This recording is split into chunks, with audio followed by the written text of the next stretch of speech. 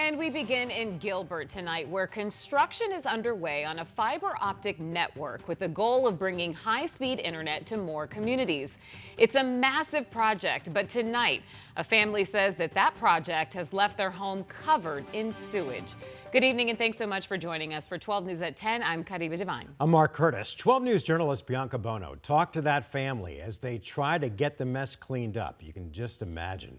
She joins us live in studio. And Bianca, this sounds like an absolute nightmare. No kidding, it is. This family has now been displaced from their home because they said that the project essentially ended up forcing them to get out of their house due to all of that sewage. And they said it's all because of the company that was installing those fiber optic cables. Now they're still working to clean up their home.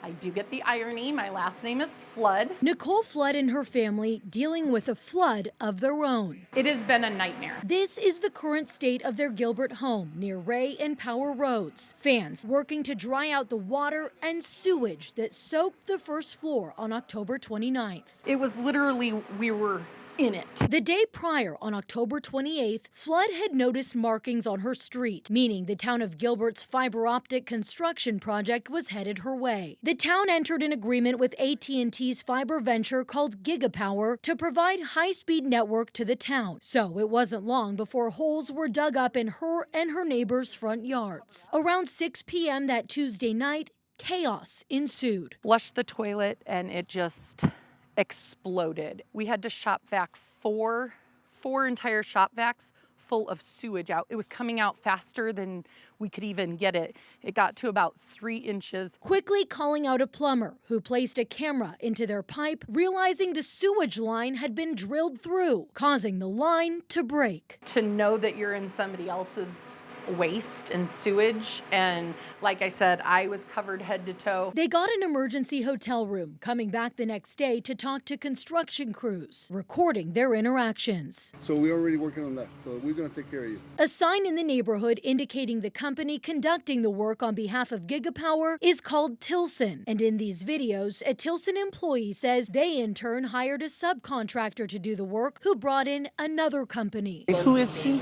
So he's the guy that's going to ultimately pay the bill. It's not the homeowner's problem. But more than 2 weeks after the mess, it's clear it has become Flood's problem. This is ground zero. Flood, a teacher who has had to miss work, has paid more than $8,000 out of her own pocket to repair the pipe and is still not back in her home, which now has flooring and walls completely torn out. I'm really hoping that Gilbert and Tilson do the right thing. When asked for comment, a Tilson spokesperson declined to answer specific questions about Flood's home, telling 12 News in a statement, "We work directly with homeowners whenever there is a potential damage claim related to our construction activities. Once we are notified of a possible issue, we prioritize investigating the situation to address and resolve any concerns as quickly as possible." The town of Gilbert denying responsibility altogether, stating Tilson does not have a license with the town of Gilbert. Gigapower does. A town spokesperson said this is a civil matter between the private utility, its contractor, and the resident. When 12 News pushed back, asking if the town bears any responsibility for damage done during town-approved projects, the spokesperson said no. This is not a town project. They were the ones that gave them a permit to be working here. As Flood waits for answers, she and her family are staying in an Airbnb, hoping the town and the companies involved make things right. Help,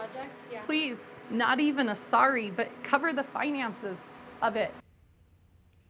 And meantime, Flood is working on dealing with her homeowner's insurance, which is now paying for her accommodations for a month. But so far, that's it. We're continuing to push for answers about this project and the liability in this case. We'll bring you updates as we get them. We're live in studio tonight. Bianca Bono, 12 News.